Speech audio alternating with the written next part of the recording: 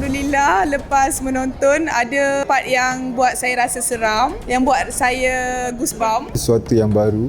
It's definitely a step in the right direction untuk buat Citra Apartment ni, sebab dia tak ada totally lain tapi dia something new. Awal-awal pun dah best. Tunggu sikit memang best gila. Lepas tu dia waktu awal-awal tu nampak macam ada satu jalan cerita. Excited lah. Saya excited tengok dia punya jalan cerita. Saya suka jalan cerita.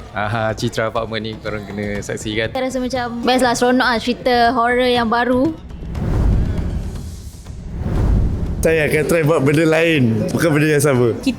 Mungkin kita pakai skill yang lebih hebat sikit. Redha je lah.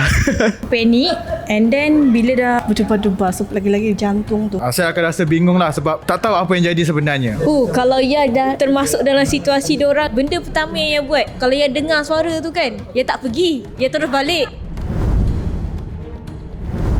I think yang they keep looping the same thing one. Kena bunuh, lepas tu bangun lagi kena bunuh. Tapi bila dia main dengan looping banyak kali tu, dia ada main macam dengan komedi sikit. Dia ada buat kita macam Time loop dia lain macam guys. Korang kena tengok dulu baru korang tahu. Pasal perkara untuk how to resolve dia punya problem. Memang bila kita tunggu sikit tu, bila kita tunggu sikit, cerita tu super best. Dia memang lain. Benda tu kita takkan boleh expect. Konsep story dia yang menarik, iaitu time looping.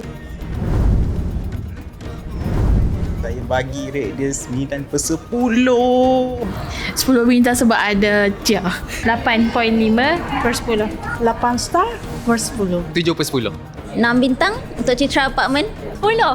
10/10. 8.5 dekat 9 lah. Banyak tu I bagi. Kau bagi rate berapa? Aku bagi rate 6. Okay, kalau Talia tak ada bagi 7. So kalau korang pula berapa rate korang? Daripada 10, I bagi 8. Okey, kepada semua penonton di luar sana, Korang kena datang tengok Filem Citra Apartment 3 Julai 2025. Di Paguan. berdekatan untuk saksikan Citra Apartment. Wajib tengok tak korang. Jangan lupa datang. Bye. Aku nampak kita mati. Ini bukan deja vu. Time loop.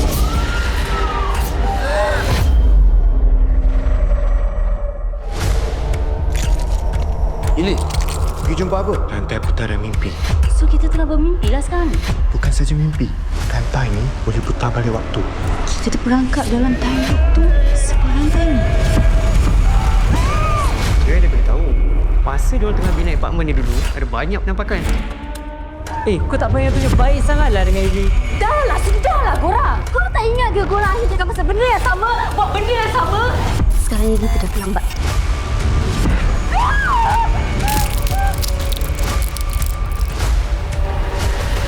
Kita dah mati banyak kali. Kenapa dia mati? Kau akan mati.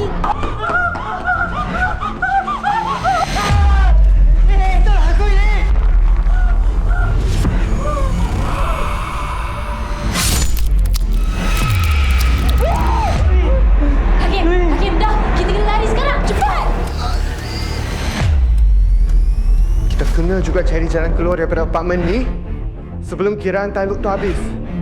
Dan sebelum matahari terbit. Kalau tak, kita semua akan terperangkap kat sini selama-lamanya.